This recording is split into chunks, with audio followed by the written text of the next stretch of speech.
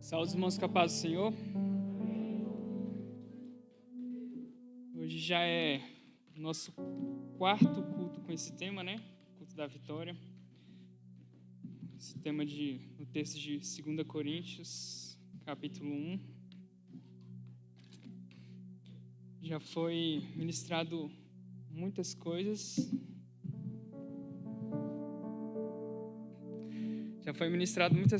Aqui.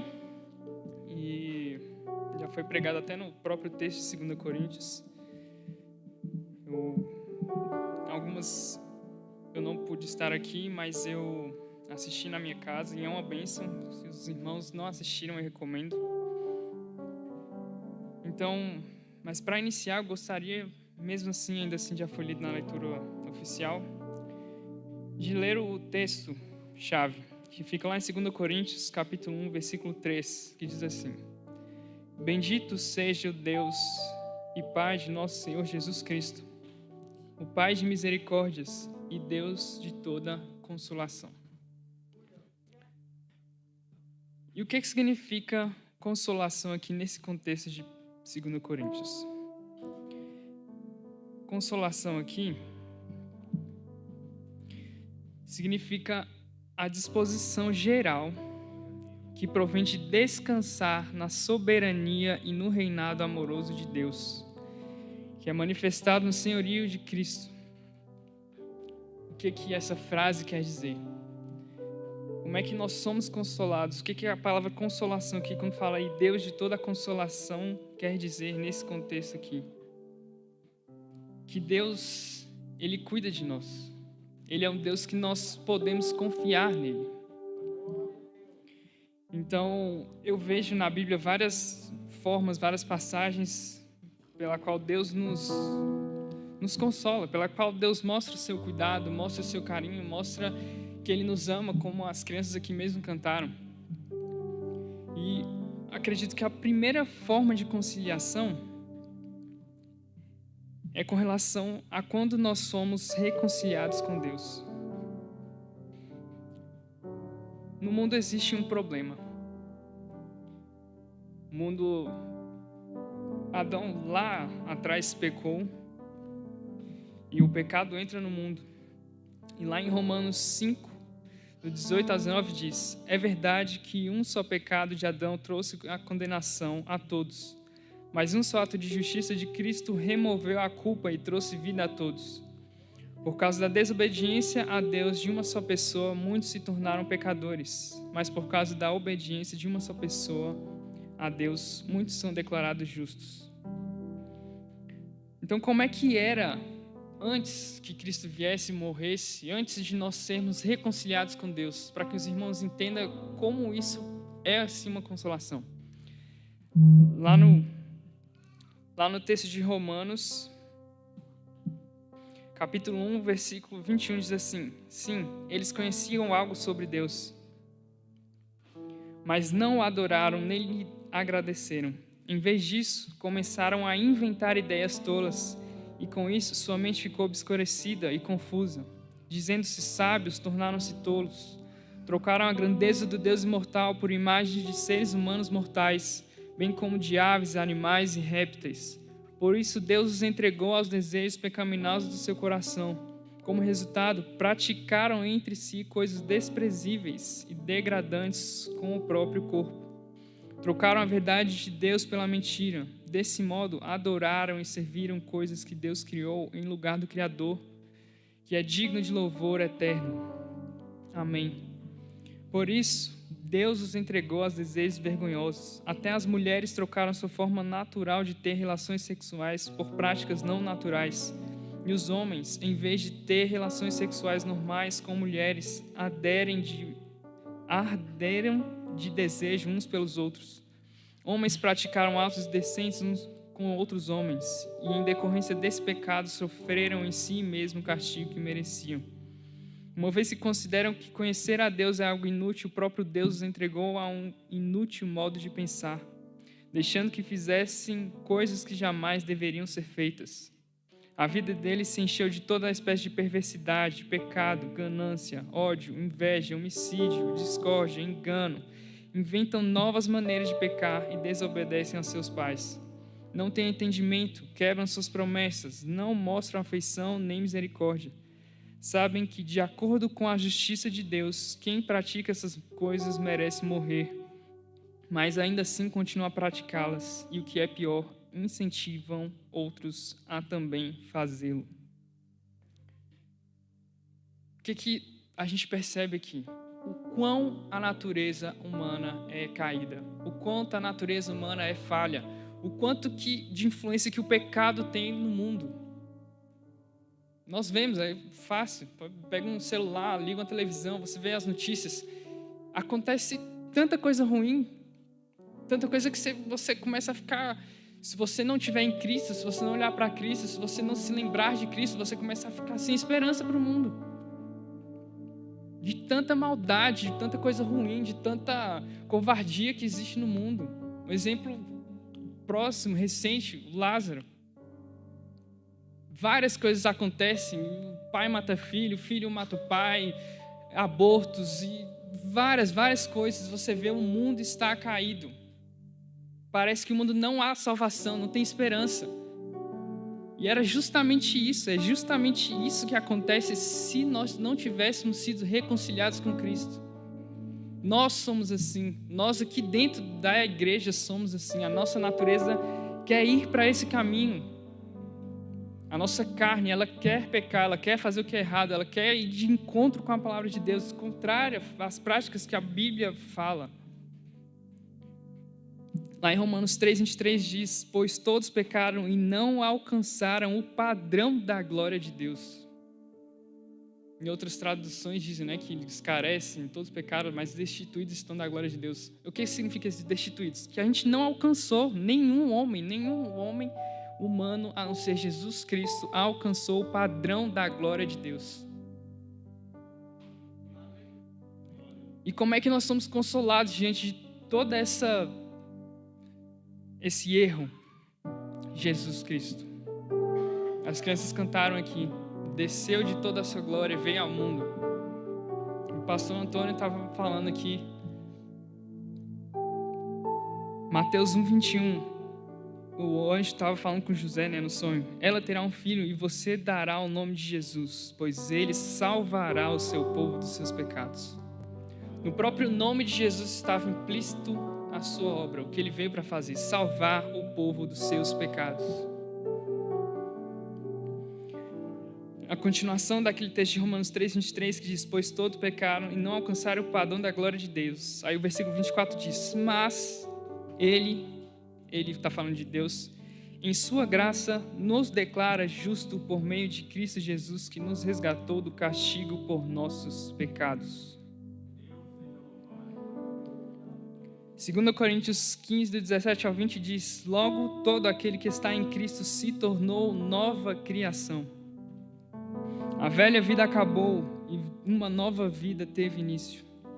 E tudo isso vem de Deus, aquele que nos trouxe de volta para si por meio de Cristo, que nos encarregou de reconciliar outros com Ele, pois em Cristo Deus estava reconciliando consigo o mundo, não levando mais em conta os pecados das pessoas, e Ele nos deu essa mensagem maravilhosa de reconciliação. Agora, portanto, somos embaixadores de Cristo. Deus faz seu apelo por nosso intermédio. Falamos em nome de Cristo como dizemos: reconciliem-se com Deus. O irmão Odair acabou de falar aqui, né? A gente é consolado por Deus. O texto lá ele falou, citando o texto de 2 Coríntios, que é o tema desse projeto, dessa terça-feira, que a gente é consolado e consola aos outros. De forma semelhante, o texto aqui lá mais para frente, em 2 Coríntios também 5, ele fala que Deus nos reconciliou com Ele. E nós que somos reconciliados, que agora somos embaixadores, vamos atrás de outros a pregar e falar para que as pessoas se reconciliem com Deus. Deus redimiu e restaurou o cristão para uma nova esfera de existência, recriando essa pessoa enquanto pessoa de fé em Jesus Cristo, desejando viver em Cristo e por Cristo apenas. cristão, ele não é alguém que está mais sujeito à sua... Está mais sujeito? Não, ele está sujeito porque nós ainda somos humanos. Mas nós não somos mais escravos do pecado, da nossa vontade humana, dos nossos desejos carnais. Nós, por meio de Cristo, do sangue de Cristo que nos lava, que nos purifica, que nos dá força para lutar contra o pecado, nós podemos resistir ao pecado.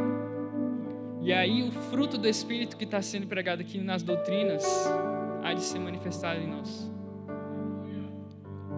A morte de Cristo cria uma ponte sobre aquela eterna separação ao pagar pelo justo castigo da humanidade pecadora. Como eu disse, nós havíamos sido separados de Deus quando o pecado entrou no mundo. Nós perdemos a comunhão, uma ligação. Mas Deus entrega seu Filho, Jesus vem e morre por nós, para que nós pudéssemos ser reconciliados com Deus. Essa é uma das formas de restauração que nós podemos ver na Bíblia. A nossa comunhão com Deus foi restaurada. Outras consolações que nós podemos citar. Deus é um Deus que Ele cuida de nós.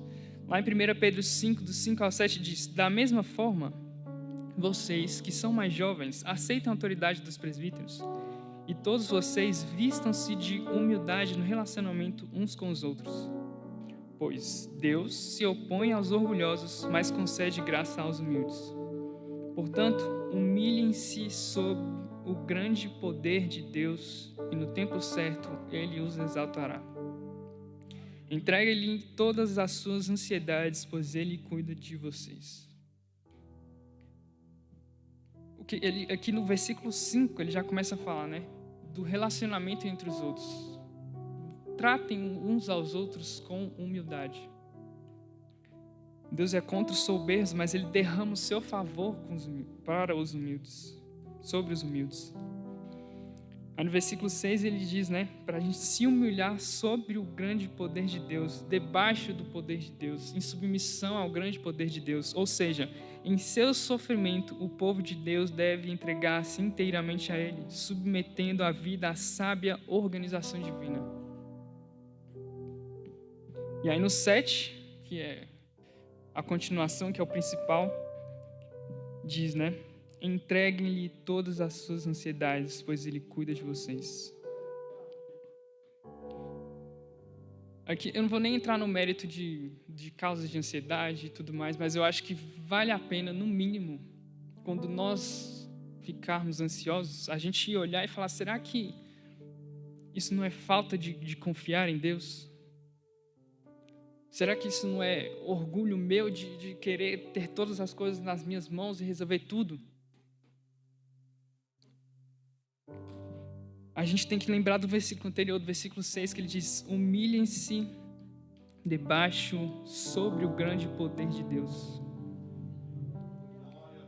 Deus, Ele é sábio.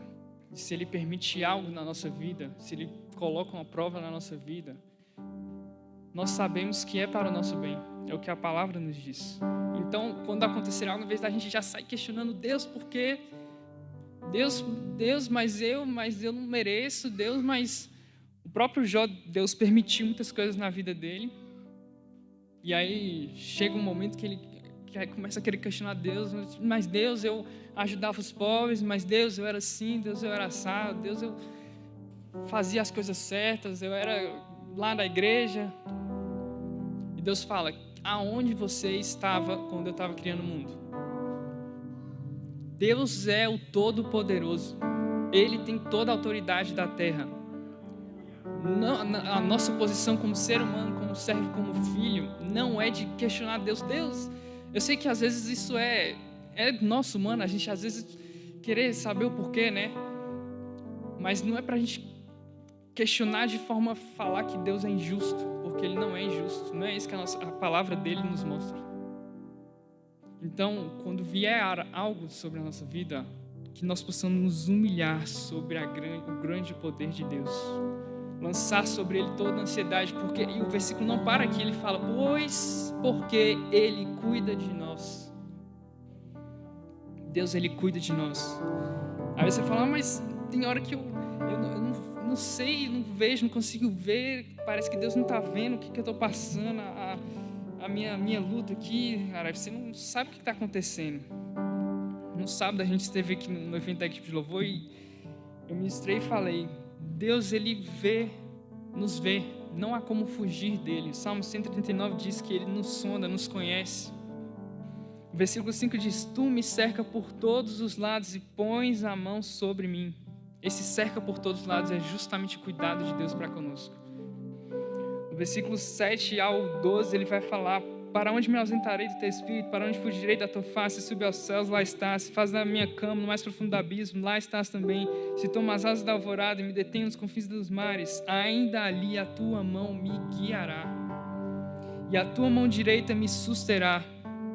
O que isso significa? Não há lugar onde o verdadeiro cristão esteja fora do cuidado de Deus. A gente vê nos versículos seguintes lá, desde quando ele estava sendo formado no interior do útero, no interior da sua mãe, Deus ali já estava, e não só estava, mas como Deus era o Criador. Deus deu forma a ele, deu vida a ele, Deus é o Criador da vida. Desde lá, um lugar escuro que nosso olho não vê, Deus já estava lá. A medicina não pode intervir muito ainda, existem várias pesquisas, mas Deus já estava lá e cuidando e auxiliando e fazendo, Ele próprio criando. Então Deus cuida de nós.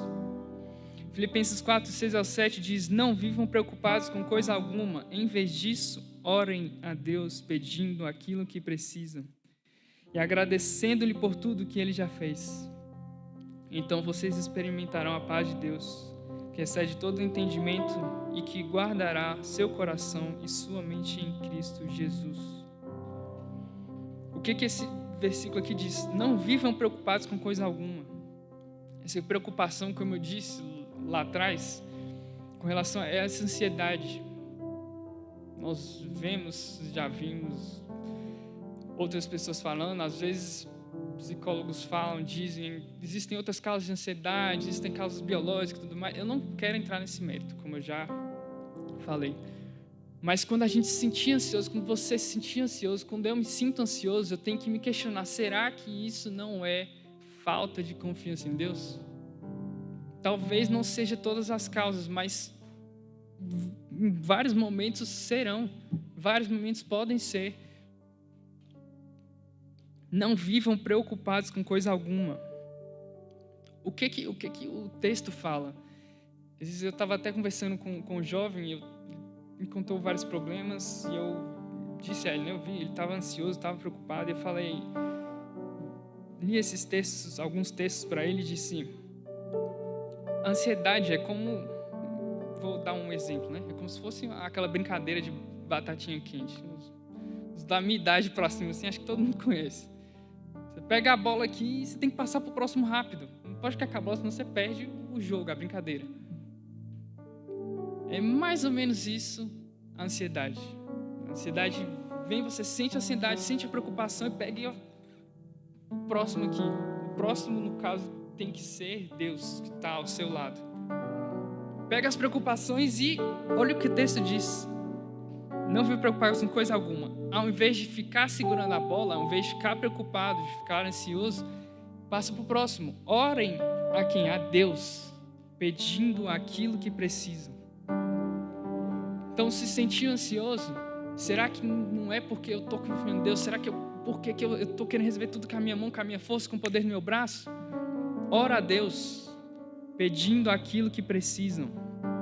Peça a Deus aquilo que você precisa. Muitas vezes há questionamentos, né?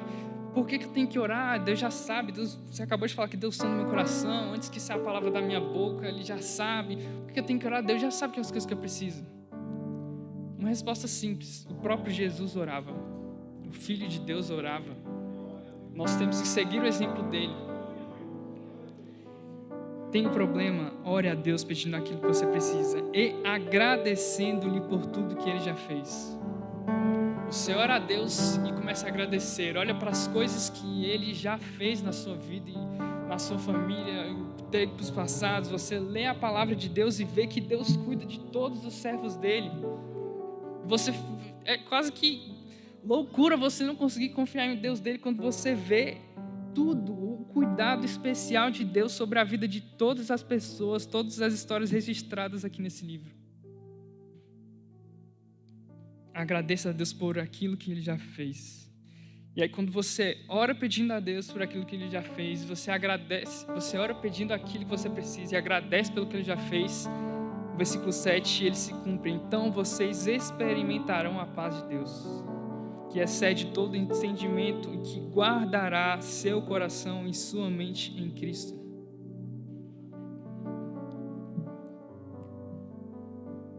Lá em Tiago 1, do 2 ao 4 diz: Meus irmãos, considerem motivo de grande alegria sempre que passarem por qualquer tipo de provação, pois sabem que, quando a sua fé é provada, a perseverança tem a oportunidade de crescer.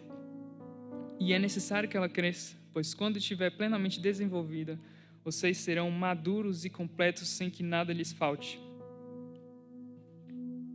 Então, o que a gente vê com esse texto aqui?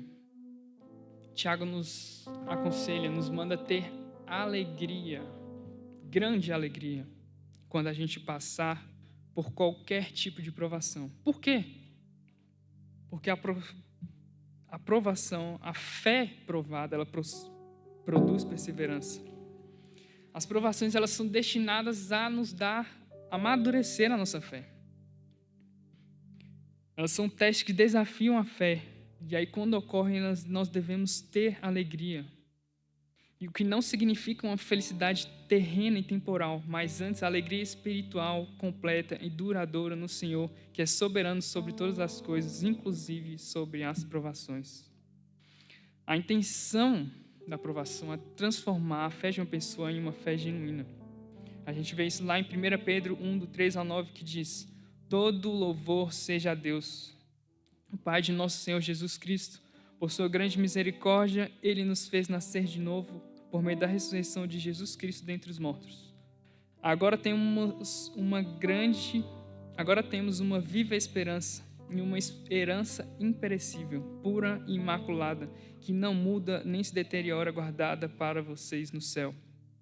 Por meio da fé que vocês têm, Deus os protege com poder até que recebam essa salvação, pronta para ser revelada nos últimos tempos. Portanto, alegre-se com isso, ainda que agora, por algum tempo, vocês precisem suportar muitas provações. Elas mostrarão que sua fé é autêntica. Como o fogo prova e purifica o ouro, assim sua fé está sendo experimentada. E ela é muito mais preciosa do que o simples ouro. Isso resultará em louvor, glória e honra no dia em que Jesus Cristo for revelado. Embora nunca o tenham visto, vocês o amam. E ainda que não o vejam agora, creiam nele e se regozijam com alegria inexprimível e gloriosa, pois estão alcançando o alvo de sua fé, a sua salvação. Pedro, ele percebe que a alegria dos cristãos ali, para quem ele mandou a carta, ele está meio que se confundindo, está meio que abalada por causa da tristeza que eles estão vivendo, das provações que eles estão vivendo. Mas esses sofrimentos que Deus permitiu lá e que Deus permite que nós passemos diariamente, eles são da vontade de Deus para o seu povo, a fim de que a nossa fé seja purificada, a fim de que a nossa fé seja genuína, para que nós, como o texto diz, alcance o alvo da nossa fé, a nossa salvação. Romanos, e por fim, a última consolação que eu gostaria de falar, está lá em Romanos 8,18, que diz: Considero que nosso sofrimento de agora não é nada comparado com a glória que nos revelará mais tarde. Também o texto lá de 2 Coríntios 4, do 8, que diz: De todos os lados somos pressionados por aflições, mas não esmagados. Ficamos perplexos, mas não desamparados. Somos perseguidos, mas não abandonados. Somos derrubados, mas não destruídos. Então, o que Paulo está falando aqui?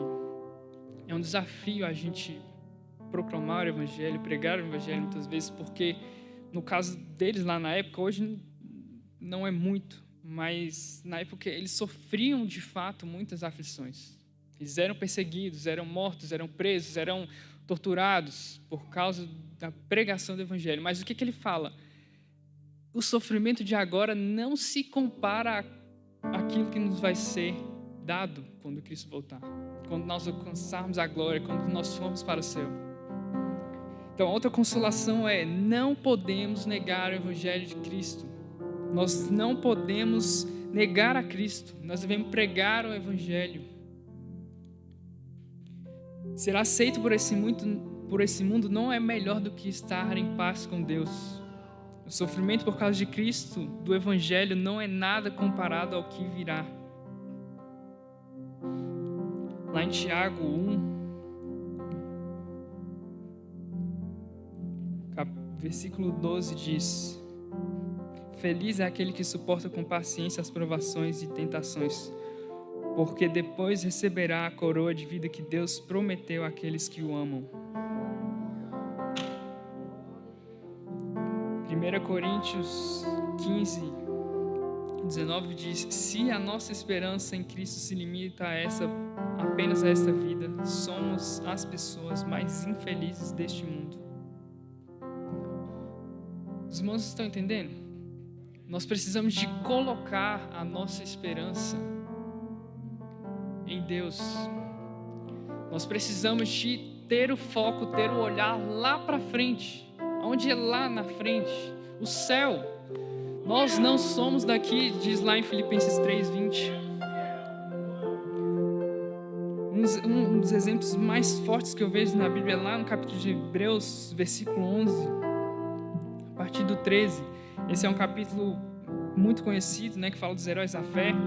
E aí diz: todos eles morreram na fé, e embora não tenham recebido todas as coisas que lhe foram prometidas, as avistaram de longe e de bom grado as aceitaram.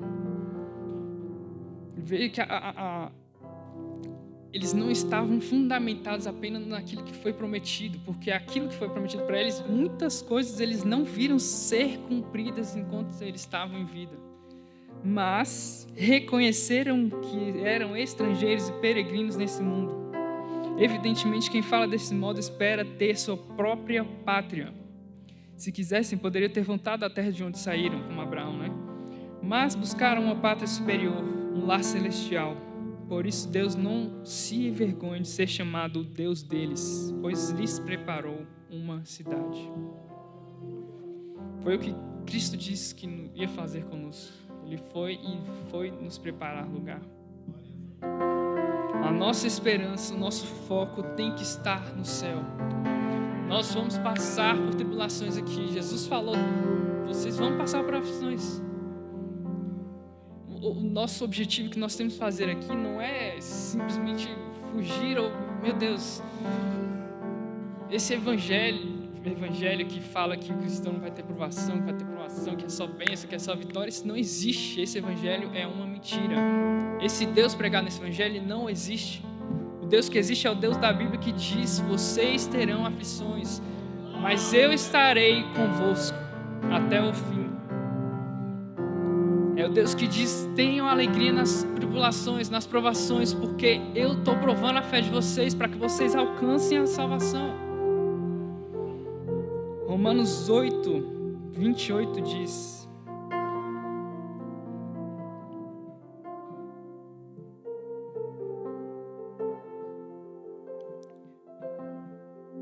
e sabemos que Deus faz todas as coisas cooperarem para o bem daqueles que o amam, que são chamados de acordo com o seu propósito.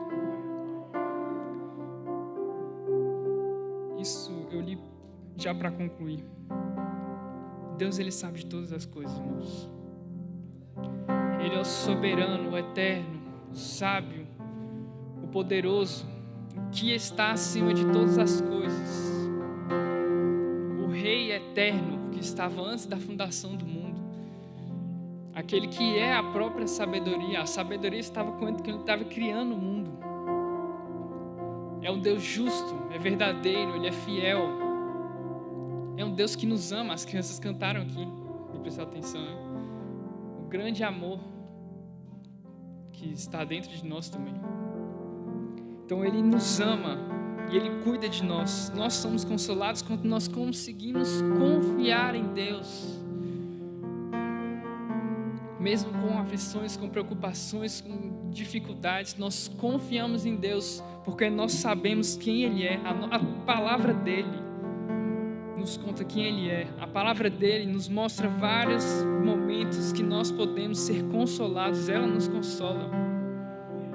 Jesus foi para o céu, e aqui foi falado nas outras terças-feiras, Ele enviou o Consolador, o Encorajador, o Espírito Santo de Deus que está dentro de nós, cada um dos nós cristãos.